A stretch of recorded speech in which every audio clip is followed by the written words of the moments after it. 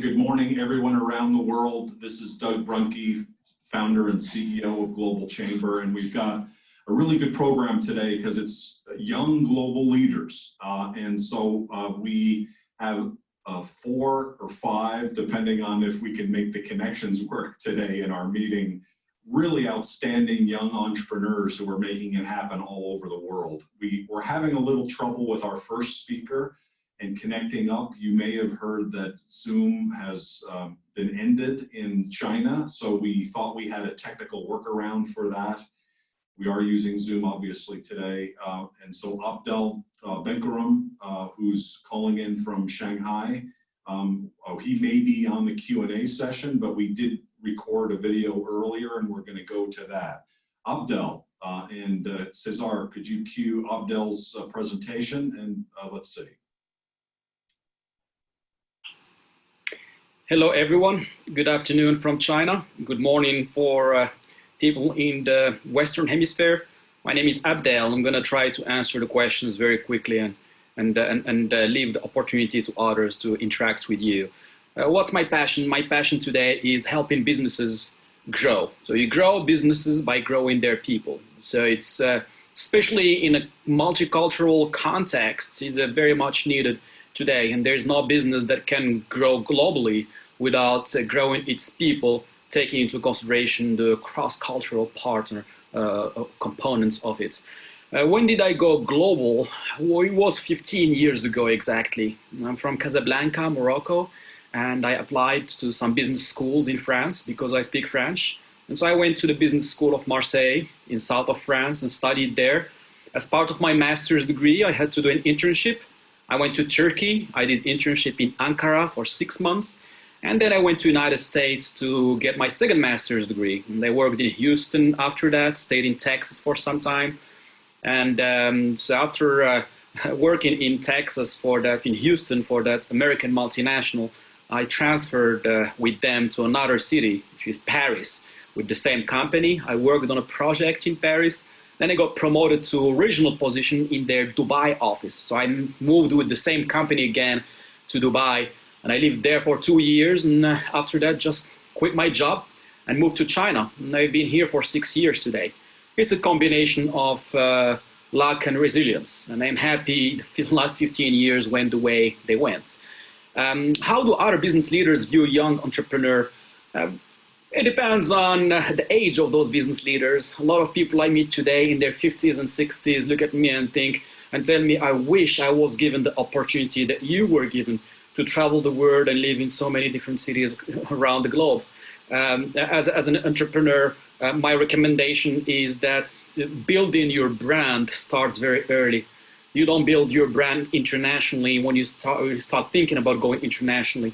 Today, even though you're acting locally, you should already start having some connections, some exposure, some content writing online, either a blog or LinkedIn or Facebook or whatever you find it suitable for you, so your brand could be recognized wherever you go in the world, because you never know where you're going to land. I can tell you that much. Opportunities will show up to your door, and life is full of opportunities. If you don't seize them, you might regret it later on when you grow older. I'm saying this, I'm only 35 years old, so. Next step for my business, well, going into the continuation of bringing it more global. Today here, I help Chinese companies grow their business overseas. I do that through speeches, through training, and through consulting. And after 6 years in China, I'm in the process of targeting foreign businesses who want to come into China. So 2020, I will be spending more time overseas, talking to all those foreign companies, foreign entities and organizations that have an interest in growing their business in China or entering the Chinese markets, and then find a way to help them navigate the Chinese waters. And hopefully 2020, half of my time will be outside of China and globally, and then the other half will be here locally in China.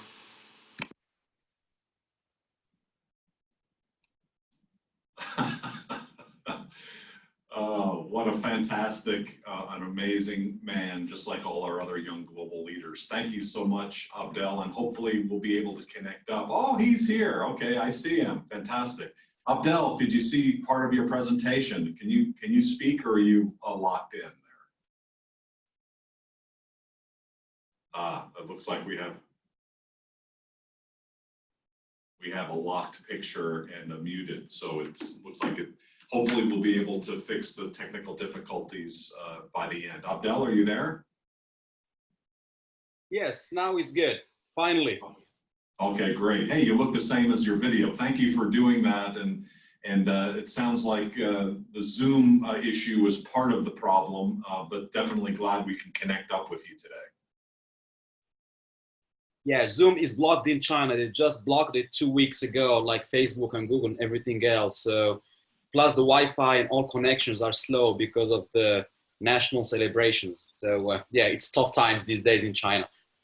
Did you want to add anything to your video now that you've seen it in terms of your journey and some of the things you're working on?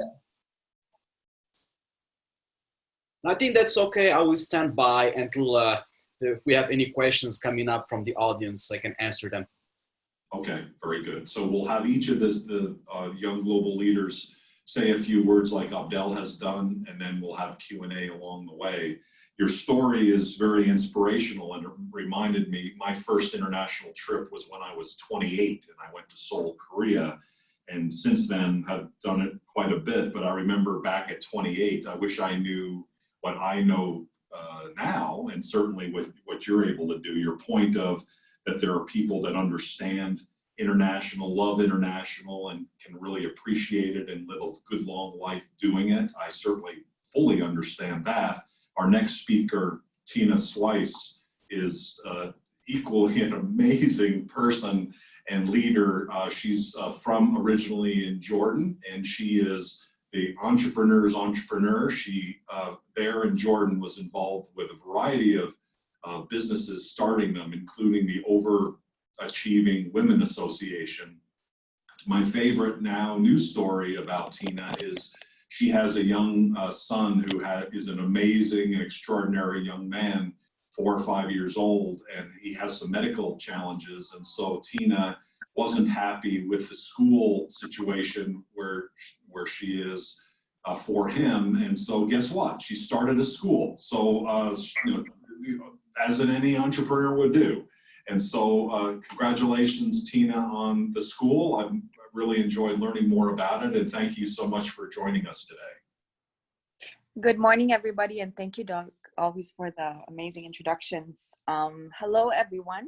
I'm happy that the Young Global Leaders is actually moving forward, and we're having these sessions. And hopefully we can have more sessions in the future that are live and maybe in other countries. What do you think, Doug? Absolutely. I wanted to talk a little bit about, I mean, you spoke about me a lot, but I want to talk about what really is my passion and why I do what I do. My passion really is connecting the dots. I like to connect the dots in the world where I see there's a problem and there's a need.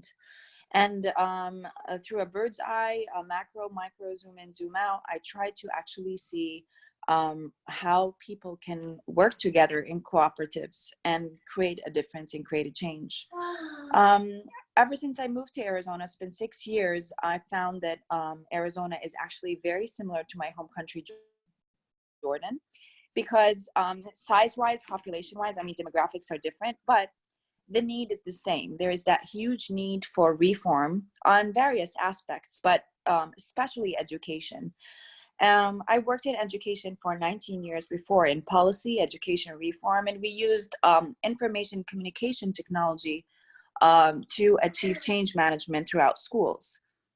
The similarities I saw, especially as a mom who's trying to find a school for her son, were that there's limited resources, first of all, for schools. And the school system in the US relies mainly on funding from Department of Education, federal funding, all of that. And I realized that when you look at third world countries and you see how they have become developed countries from developing countries, you see that they have had to work a way where resources become a cooperation. In the Middle East, for example, we changed the way education is structured by forming public-private partnerships in partnership with corporations. So all of the companies would adopt schools, and they are involved as expert know-hows, not only as companies that just write a check for tax reduction. The structure became more and more appealing for a lot of the schools because they feel that they're having value, they're having purposeful marketing, and they're actually achieving change on a short period of time. I wanted to replicate that in the school that I joined forces with. So Phoenix Modern was started as a micro school. Doug knows I've asked him so many questions about schools here. I've toured probably 136 schools in Arizona, and I realized that the reason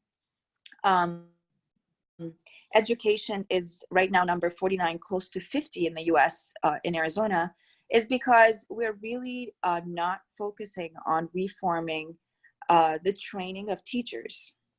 As entrepreneurs, if we thought we can look at schools as little businesses. If a school is structured as a business, or a teacher is working like an entrepreneur, a lot of change can be done in the classroom. So I joined forces with a group here locally in Phoenix that used to be a micro school. And I decided this is the change that we want to create, take it into a live school.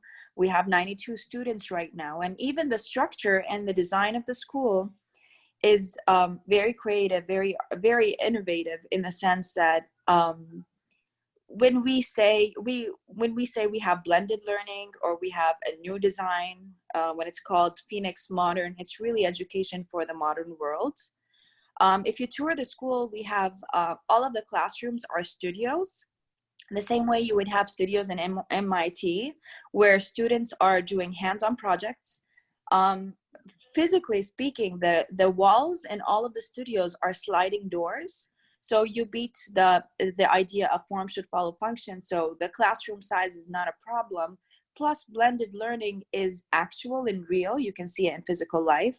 So between two elementary classrooms, for example, the sliding walls open up, and the students who have different skill levels join in smaller groups. So it's like you're looking at a startup company versus a Fortune 500.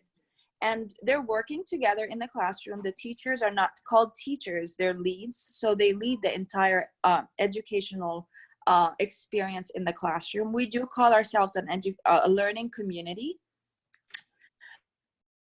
And we foster a lot of the things that are required for the model world before it's too late, like adopting sustainability, understanding environment, micro-entrepreneurship in the classroom, using a lot of hands-on research, a lot of executive function. Actually, one of the curriculums that we have in the school is Harmony curriculum, and it's by Stanford University. And it actually teaches children really early on, from kindergarten level, how to network, how to navigate through problem solving skills, time management, relationship building, all of the skills that as we become entrepreneurs or CEOs or having our own startups, these are the executive skills that we look for. So my idea was, why don't we start them very young and have them take that responsibility? This is a free public school, by the way. So then you say, okay, where do we sustain and bring more resources or fundraising for the school? So we really diverted from the traditional way of having, black tie events or gala dinners or bake sales and things like that. So we collaborate with local businesses, and the local businesses become part of our curriculum. So right now we're working on an initiative with a Container Store, where every business that we meet with and they become partners with us, we design a lesson plan. Since our school is student-led learning, the child takes that container, and it has a lesson plan about your company's innovation, how you started an activity, utilizing your product early on in the classroom. And the dream is to have an entire wall of all of these reusable, recyclable lesson plans in collaboration with local companies in Phoenix. Because one of the most important things I learned in my life, to answer the questions, is if you teach or you create a sense of ownership for anyone, you sustain their business and it becomes unstoppable. And this is, I think, one of the things that I learned as being a member in Global Chamber is that gives that opportunity to have everyone have a sense of ownership and be part of the whole global tribe. I know I exceeded my time, so that's it for today. Tina, you are unstoppable, just like everybody here today. Thank you so much for that. Well, We scratched the surface, so thank you for doing that, and I think we'll have some time for questions as well. We're going to switch over to Geneva now. So Ricardo Rivera, CEO of Insight Premium Travel. Ricardo, thank you very much. It looks like you're making some adjustments there. Everything okay, and are you able to speak? Yeah, the sun is in my face and I could not see anything on the screen, so it's a bit better now. Yeah. There are worse problems. Thank you. Okay. Gotcha. Great. Thank you for joining us. Tell us more. All right. You know, you said CEO and still that name just doesn't sound right when thinking of me. So hopefully I'll get used to it at some point. So I work with, my company is called Insight Premium Travel. Started about 3 years ago. And starting from the first question, obviously, which was, what is your passion? My passion, ever since I remember, has always been travel and learning of other cultures. It's just the perspective of life changes when you see people and get to know people from everywhere and get to be where people live. You know, they're different way of thinking, different way of doing things. It kind of just brings everyone to the same level. And so I always enjoyed that very much. I always like this a quote from Paulo Coelho that said, if you think adventure is dangerous, try routine. It's lethal. So based on that, I got out of college right in the middle of the 2008 financial crisis. My major was on construction management. So you can imagine how hard it was to find a job in Puerto Rico, where I'm from originally, in construction management in the middle of the crisis. So obviously I didn't find anything. So the best I could do at that time, I found a job as a call center representative for Bank of America in Seattle, Washington. So I moved to Seattle because I couldn't find anything else. Anyway, little by little, I moved and started working in IT. So I've been doing IT consulting now for probably 9-10 years about.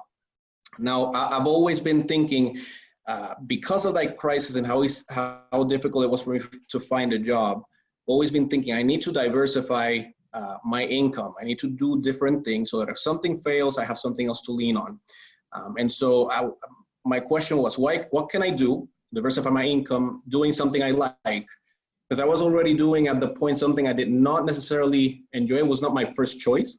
So now I wanted to make sure I was doing something that I really, really loved. And that's where I started thinking about what am I doing that I can do related to travel. So what I was doing, and I've been doing for years, is making use of frequent flyer programs to travel the world. I was not rich at all. I didn't have that much money, but these travel loyalty programs did allow me to travel freely to wherever I wanted. You know, at this point, I've been to, I think I just went past 65 countries. And I'm traveling probably over 150 days a year.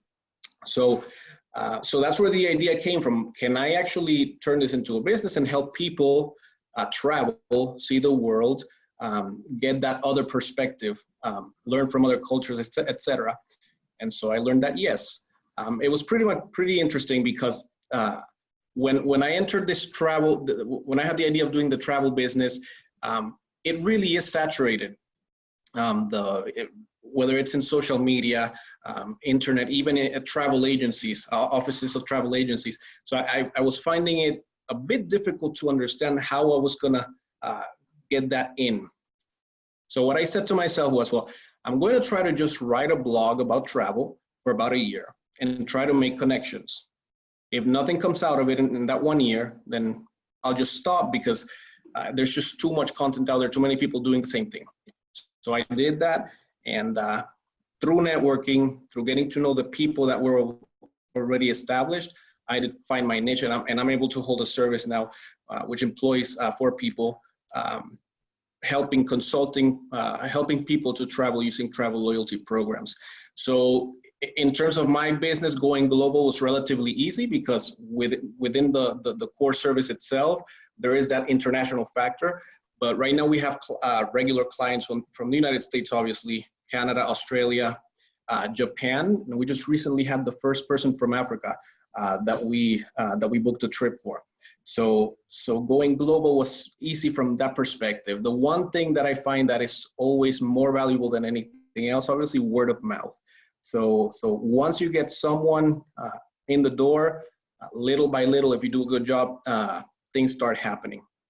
In terms of that question about business leaders and what they think of young entrepreneurs, I think that in my case, what I saw, simply because someone hasn't heard of you, it's a little bit difficult to trust you, at least initially. We all receive those LinkedIn page messages from just random companies, you know, saying, hey, contact me if you need a website, etc.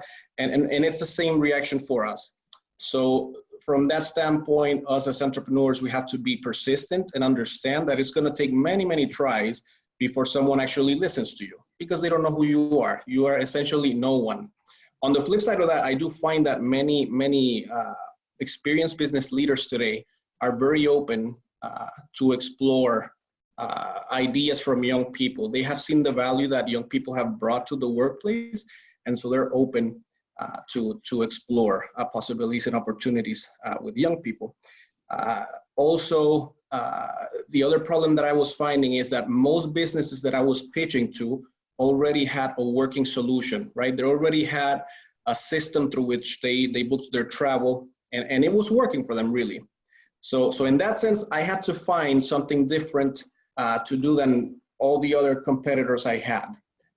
In essence, my service is completely different, because instead of using, you know, a service just to pay for travel, this was using loyalty programs. So that was a plus for me. I could offer something different. The difficulty I found was explaining how it works. It's a bit confusing at first, but finding the service, I think perhaps it's something in the client experience. But if you find something that you can offer that is different from the competition, they will be willing to help you, even or to listen to you, even when they have a working solution already in place. So in terms of wrapping up, what I would recommend for folks that are looking into entrepreneurship, doing, you know, their startup, starting a new business. I always remember in the movie The Dark Knight, I hope everyone's seen it here, because it's a great movie. But the Joker said, if you're good at something, never do it for free. And of course, we're not going to charge for everything that we're good at. However, there's a good principle there. If we're trying to find a business, why don't we find it on something that we're already good at and that we like, right? So you're probably doing something already at this point in your life that you can do and that you can draw value from. And of course, to an extent, that means, or to a big extent, it's monetary, right? Because at the end of the day, that's what we want. We want sustenance. So find something that you love and figure out a way to make that work for you. Also, what I mentioned about separating yourself from the competition, something in your business model or in the experience for the clients must be different than your competitors, so that you'll be heard, so that you have something to offer that they will consider. The third thing would be to network and network and network. That's why I'm in the Global Chamber. I have had, just in the last 2 weeks, one new client that I know will be a client for a long time and consistent, came from networking with the Global Chamber. So you know, do what you have to do. Go to events that might seem boring. Have that mingle. Have that somewhat superficial chat with these people you don't know. It will help. And then the other thing, just be fearless, be persistent, stick to your idea, keep trying. It's going to take a while to get going. But once you get that one client, everything changes and you realize, wait, if it worked for one person, it probably is going to work for more people.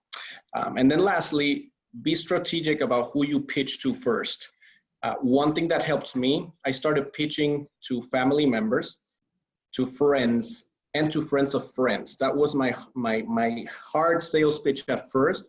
So I said, I need to get some income, and who better than the people that you already know? And then after that, word of mouth kind of takes care of the rest. So that's a bit of my business. I also started 3 years ago because one of the things about being an entrepreneur is that it's fun. So I also started an employment agency in Indiana, because I lived there for a couple of years, to bring people from Puerto Rico after Hurricane Maria that didn't have jobs to work in Indiana. I just recently sold that portfolio over because honestly, it was not my thing. I found it out, but I was successful in bringing some people over to Indiana and had a bit of fun. But I'm done with that. I'm going to stick to travel. So that's a bit about me, and I'm enjoying very much this chat because I really love seeing how other people are doing things and learning more. So thank you for the opportunity. Ricardo, that is awesome. Fearless, persistent, and unstoppable. You're extraordinary. Thank you very much. We're going to shift over to another CEO. I don't know whether she likes that word or not, Katerina, Karakehagia, and she's calling in either from Cyprus or Greece, probably Greece. Katerina, thank you for joining us. We look forward to learning more. Hello, hi everybody. I am actually from Greece, and my company is in Cyprus, so you had both right. So just looking at your list, let me introduce myself. I am from Greece. My passion is food. And it relates because I also own a company that relates to my passion, and that is gourmet food products. My company is based out of Cyprus. The financial environment is much better there than it is in Greece. And it is somewhat of a good place for shipping to the Middle East and other locations on that side of the world. But it's also European, so that was the reason why I chose Cyprus. Plus, I speak Greek, and that also suits me.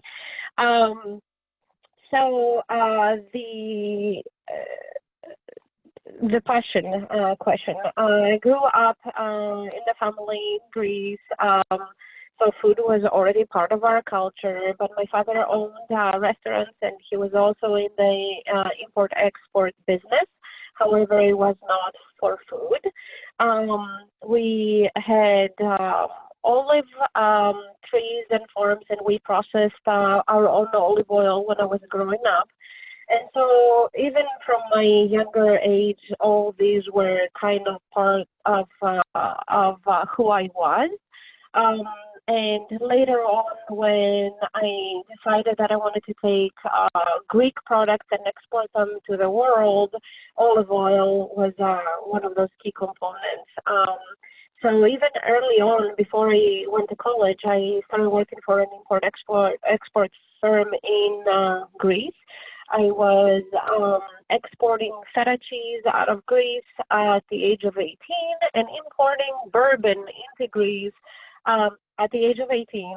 18 years old is the drinking age. Of course, I wasn't drinking it. I was just importing it, and nobody really knew that they were dealing with an 18-year-old. So even early on, I was into the import-export business. And I went to college, tried to do different things, and then I decided that that was really my passion and what I wanted to do. So I started my company in Cyprus, again, for the financial environment being better than that of Greece, as everybody knows about the Greek financial crisis. And I started with importing different Greek products into the Cypriot market. And of course, Cyprus is a small island, and then once you fill the capacity of the small island, then you have to expand outwards. So it was already somewhat international within Europe, going from Greece to Cyprus, but then I started expanding to other markets in Europe and looking at other places in the Middle East. But I'm also looking to expand the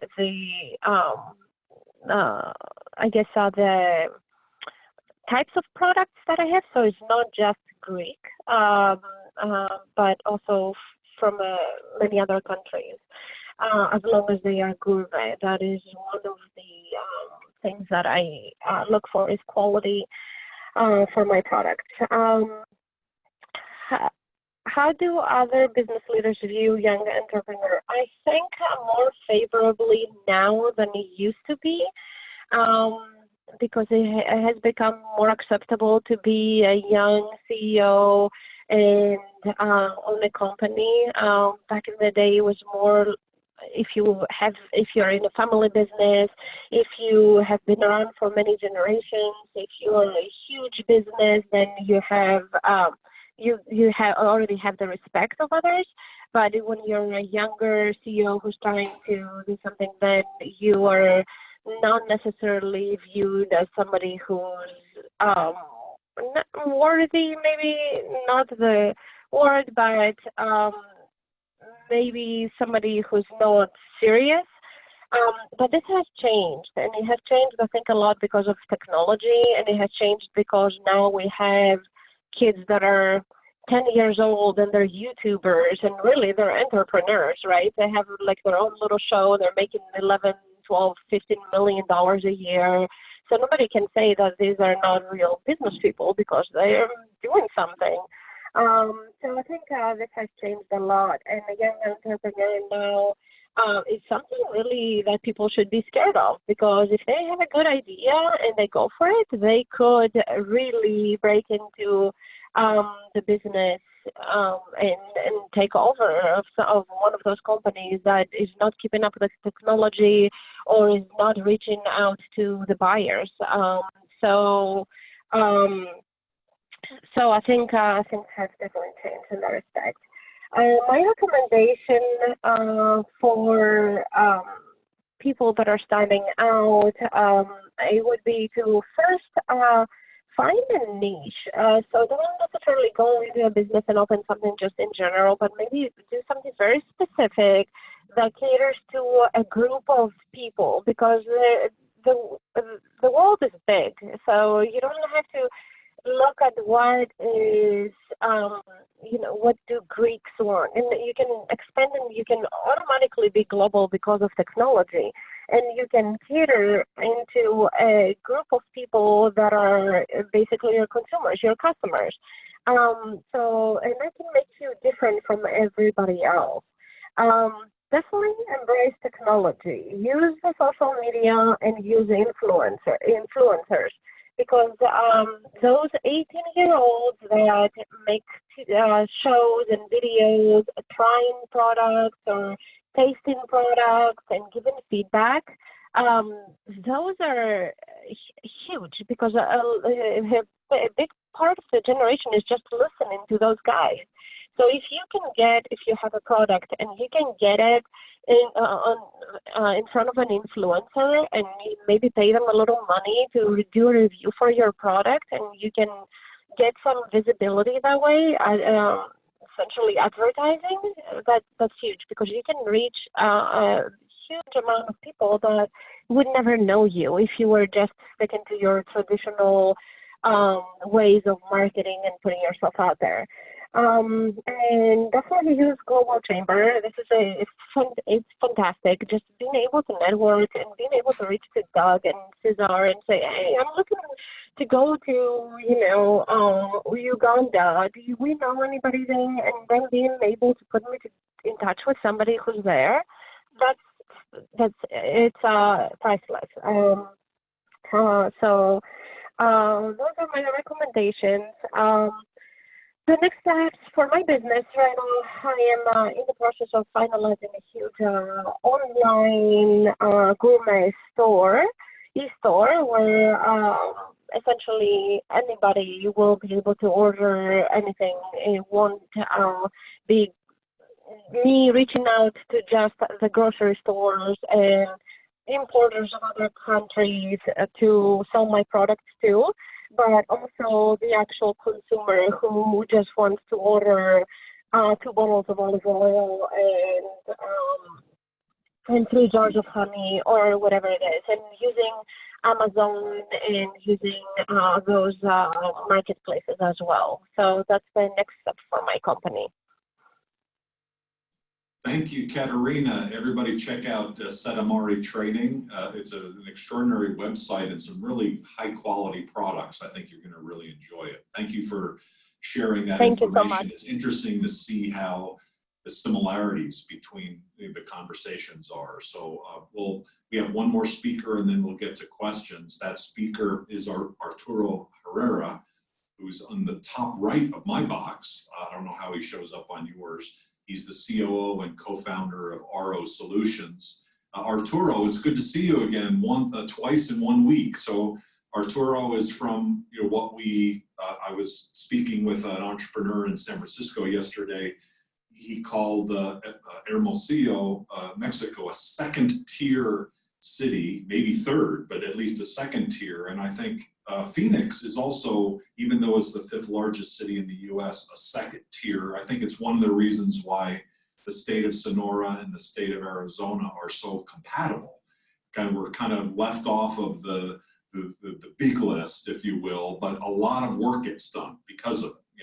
It tends to have a lot of really capable people who are just doing stuff. Arturo and his company, RO Solutions, is an example of that. Arturo, thank you for sharing today. Hi, Doug. Thanks for the invitation. Okay, so answering the questions that they sent us, what's our passion? Our passion right now is helping small, medium, and large businesses to get digital, to help them grow and automate most of their process to be more efficient. We started doing this because we first tried to sell some hardware products, and we found out that it was a lot difficult for us because we needed a lot of certifications in order to be able to start selling some of their products. So we more or less went for trying to offering more services instead of that. And we started offering software development services, which at that age, we started that specific business about 3 years ago. And it was a little bit difficult to get like the IT directors to convince them that at 22 or 23 years old, recently graduated person is going to help the 20 years plus company to help them grow. So when we start getting global, me and myself, I was born in a small town here in Sonora called Caborca. It's about 20,000 people in there, so it's really, really small. We moved to Nogales, Sonora, so we were actually just crossing the border for Arizona. That's where I learned a little bit of English. We lived 15 years there, and then we moved to Hermosillo. So that's where I met one of my co-founders called Rodolfo, and we started offering these kind of services. When I was in college, I had some travels to the US. Some of them, I was 3 or 4 months in Oklahoma. I was 1 month on a NASA program. And then when I came back, I was like a little bit more enthusiastic to be more global and started offering services like around the globe. How do other business leaders view you as a young entrepreneur? As I told you at the beginning, it was pretty difficult. There was only few persons that actually gave us the opportunity. We started from getting code in Rodolfo's garage to actually having a team of 17 people right now that we are working in developing some solutions to a lot of companies. And yeah, that's where we started to get more and more global. Our recommendations to others is keep trying. Don't listen to people that says you're young, you're not going to make it.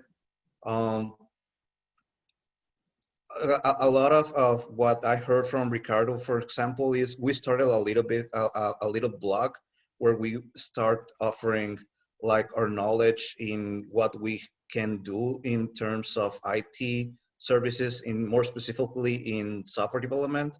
And that's how we started getting a small portfolio of clients, that then those clients started to recommend our services to another companies. So that's a really good recommendation, to start offering like an inbound marketing targeting, where you can be offering what you know for free at the beginning maybe, but you were starting to get more and more business. Another recommendation is, don't be shy to speak with CEOs, business leaders. You never know who's going to be offering or getting interested in your service.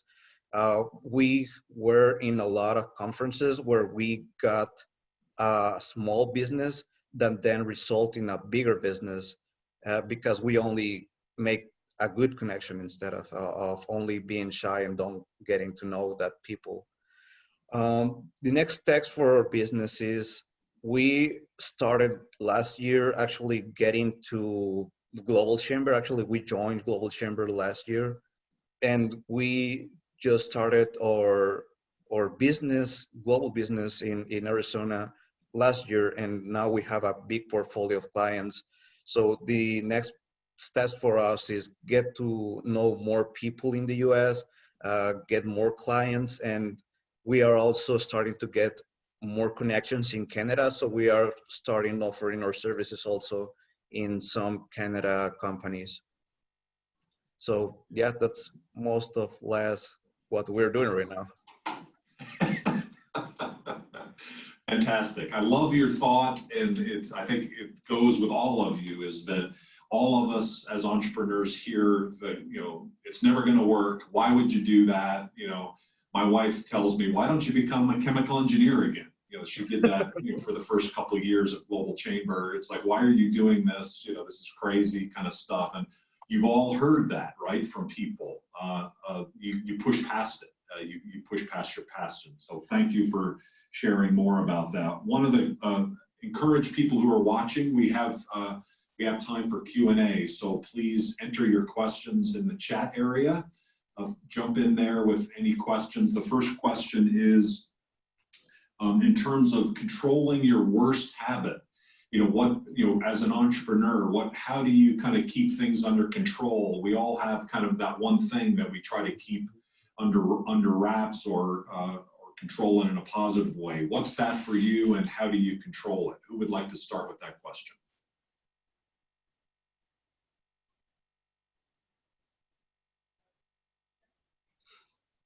Don't be shy. You don't all seem very shy. We don't have any bad habits at all. And that's good. So I'm thinking. Actually, there is a bad habit. I'll tell you. There's two of them, actually. One of them is, when you're doing so much, how do you really make sure you do all the follow-up and on time? Because you're doing all of these things, all these different things for yourself as an entrepreneur. So you're basically, like for me, I'm working on multiple levels of things. How do I do the follow-up? Because for the person you're following up, they know that you're doing that thing, and they're waiting for that part of that reply. But for you, in the day, you need like 72 hours to finish all of it. So that's one of the things that's like, how do you really stay on top of the follow-up part with all of the craziness that you have in your day from morning to night? Adding a 6-year-old to that formula also. The other part is, as a young global leader, we feel like we have all of the energy in the world, regardless whatever people say to us, and we're unstoppable. We're always on the run. We're always really spreading ourselves too thin sometimes, and we forget one very important thing, which is self-care and healthcare. One of the things that I've noticed over the years is that I take care of everything I'm so passionate about, and I'm so driven by everything I'm so passionate about, but I forget to take care of myself sometimes, or my health or something.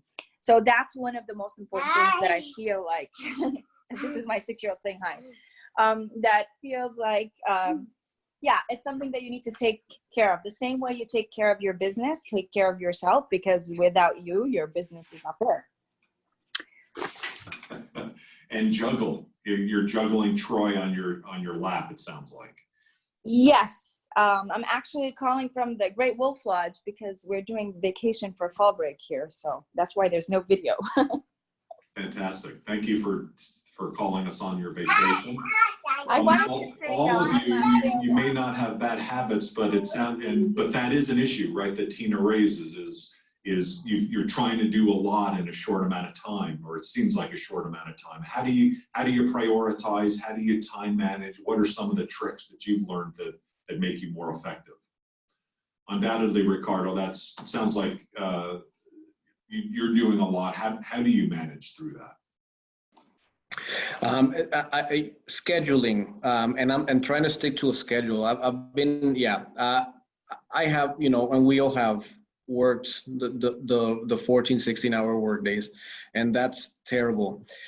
So I consistently try to keep to a schedule. When I work on one business, for instance, my morning I know is dedicated to Inside Premium Travel.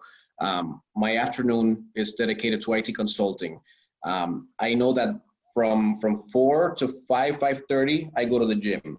I know that I eat at this, and I'm very, very, it's terrible because it seems like it's old fashioned, but when you organize yourself that way, you find that you can do a lot more than if you're just kind of seeing what the day brings. So I'm trying to really keep to a schedule that I've preset already. Okay. Arturo and Abdel or Katerina, do you have tricks that you do in those kinds of areas, time management ideas? Yeah, we use CRMs, ERPs, a lot of tools that help us to manage our clients, to manage our portfolio. Myself, I have a very bad memory, so I can't relate to remember what I have to do in a day. So I have to write down what I'm going to do, or get follow-ups in my CRM, or get follow-ups in the invoice, or get follow-ups in a lot of things. So instead of relating to your memory or something, try to use tools that help you to manage your time, and that help you to manage how you have to interact with your customers also. Okay, that makes sense. Which CRM do you use? Did you create your own? No, we are using a commercial one. It's called Udo. We partner with them. We are an Udo ready partner, and we are using their tools to make it easier for other companies to implement CRMs and administrative tools, like in weeks only. Okay, how do you spell that one? Yeah, ODOO. Okay, got it. Okay, very good. Abdel or Katerina, how about you? Yeah. Yeah, please go ahead, Katerina. Go ahead. No, please go ahead. No, I insist. I wasn't really going to add too much to it. I was going to say that I don't sleep, so I have more time in the day. Of course, that's a joke. But I have become a little more organized, and I delegate. I hired smart people, and I delegate a lot of things and tasks to them. So everybody knows what they're doing, and I just kind of like oversee everything. And I try not to micromanage, because once you start micromanaging every little thing, then you have more things that you have to do yourself. So that makes sense. Abdel, you seem to have everything under control. But you've also got a lot of things. You travel a bit as well. I saw your trips recently. How do you manage through your time? I think we're getting a little bit cut. Do you hear my voice clearly? Yes. Okay. yeah, in terms of scheduling and prioritizing, I think it's just something very powerful is having the ability to say no. Most of the things, if it's not clear yes, it's a clear no. And I learned that when I started my acting as a consultant and running my own business and monetizing the time that I spend in every task. And I think, okay, well, this sitting and doing this is gonna take me 2 hours. If I was a lawyer and I had to bill it to someone, how much would that be? And so from there, start learning how to say no to people and say sorry. And I look at tasks. Does it add to my life or does it subtract from it? It's not that bad if you subtract from it. I mean, it could be doing charity work. That's subtraction, but in some other side, it adds to it. But most of the things that I face, I need to make the quick call.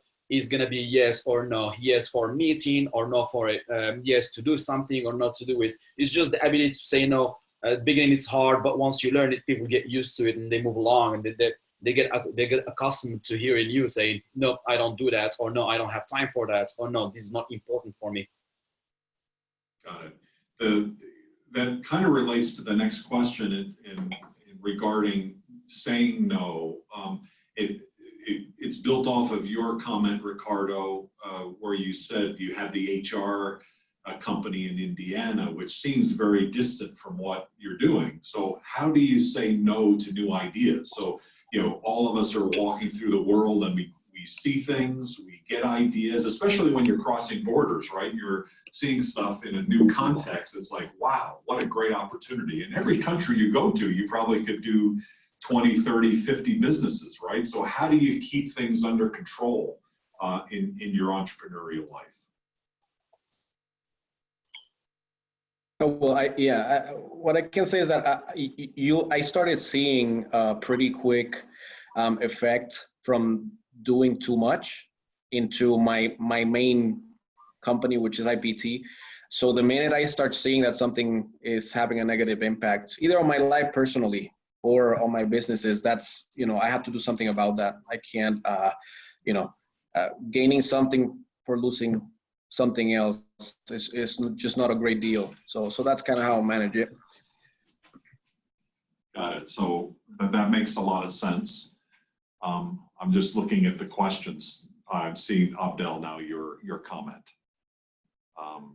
So Ricardo, you have a question for Tina and Katerina. Is that something you wanted to do live? Yeah, because I didn't mention the next step for my company is I started doing my same concept in Spanish, okay. For Spanish speaking people, and I've started doing that in the US and in Puerto Rico, but it's a bit of a different, the marketing has to be a bit different. And since most of my previous business has mostly been word of mouth, I don't have too much experience in terms of partnering with, like, I think Katerina mentioned influencers, or like Tina did partner with the school. So, you know, some suggestions, recommendations in terms of how do I go to, you know, without experience, going to pitch, hey, I would like to collaborate with you in this project for mutual benefit. Some tips around that would be greatly appreciated for me. I'm going to go first, if that's okay, because I have to run. I would be very happy to speak with you offline on this, and we can definitely collaborate, and most definitely I can offer any advice I can give on reaching out and doing some of those marketing pieces. I'm sure Doug will connect us after this event is over. So, and I do have to run. I apologize. I need to get back into a meeting. So for anybody else who might have a question for me or is interested in connecting with me, again, Doug will work his magic, and it takes like seconds. I think after these are usually over for people to get connected. It's amazing. So thank you so much for having me participate in this conversation. And I look forward to working with all of you and connecting with all of you. Thank you, Katerina. If you can see us, take care. I cannot. I promise next time I'm going to try to do video. Oh, okay, very good. Thank you very much. Appreciate Thank you. it. Thank you. Bye-bye. Bye. To answer your question, it's actually a good opportunity. So I've been forming something called a Start Alliance because the more I meet people, the more I see people hungry for that kind of work, creating the change or becoming a change agent, because it makes a big difference when you love what you do every day, but then when you see an impact, a purposeful impact of what you do every day. So through Phoenix Modern, I'm forming a Start Alliance, and the Start Alliance is not limited to Phoenix. And it's people like you, like me, who have a passion for that change and who want to take their business to that level where they can have purposeful marketing and purposeful impact at the same time. So I can send you an email probably in the next 2 days with Doug as well, if you want to join the Start Alliance virtually or physically as well. There are so many opportunities in that. And I'll tell you from an experience in the Middle East, I started with a similar Start Alliance 11 years ago, and it turned into something called New Think Theater, which became a platform for people who want to lead, inspire, change, inform, network, and even entertain. And you grow into a 10,000 people network, and the business opportunities are endless, but the satisfaction every day in being part of something like that is amazing. So I can share with you how you can be part of the Start Alliance and how it could help you even globally, because 4 years, Doug, in the Global Chamber, and I'm meeting amazing people who hear about some of these ideas and like, how can I be part of that adventure? So I'll tell you how to take a ride on that adventure as well. Thank you, Tina. One last thing I wanted to say, just to take a little minute. I'm very close to launching a virtual reality rehabilitation game that I've been working on for the past year. It's for neurogastrointestinal rehabilitation for children. And I'm looking for people to take a look at it and give me feedback on it before we go live on the Investor Network and then the Kickstarter. And that's something that I've developed based on my son's rare disease. He's 1 in 10 million. So in simple, it's a game that teaches kids how to communicate from their brain to their gastrointestinal tract using a virtual reality game. The Blueberry is very international and very global, so it takes you can customize it to every single country in the world. It's a really fun game, but the impact is very amazing on children with gastrointestinal problems. Thank you very much for sharing, and we'll share it among our group here. And then I notice it may only be to the panelists, but you sent the link to your school, phoenixmodern.org, phoenixmodern.org, for those who are watching outside. And if you could send us information about the STAR or the Start Alliance as well, we'd like to see that. Thank you, Tina, and thank you all. We've actually come already to the end of the hour. That was way too fast. So I appreciate you taking the time. We've got an initial conversation going. We'd like to continue this conversation. Tina's already been instrumental in having a first live Young Global Leaders event. And this is a great way to do it virtually. And hopefully you enjoyed it, and hopefully the folks that watched enjoyed it as well. We'll get your feedback afterwards and talk about how to move this forward. Again, thank you all. We will write a blog post as well, so if you feel like you've left anything out or you want to add anything to the conversation, send it to me, and I'll put it into the blog post that we'll issue next week. Our next conversation as a Globinar, we do these once or twice a week, and the next one is in a few days on the 8th about USMCA NAFTA, so the trade agreement between Canada, Mexico, and the US. Where does it stand? What's happening? What are the different options? And we have the world's most renowned expert on USMCA. So thank you all. Thank you. Hi, Troy. How are you? Good to see you, buddy. Bye-bye. Bye, everybody. Hi, bye. Take care. Have a great rest of your week. Take care, everyone.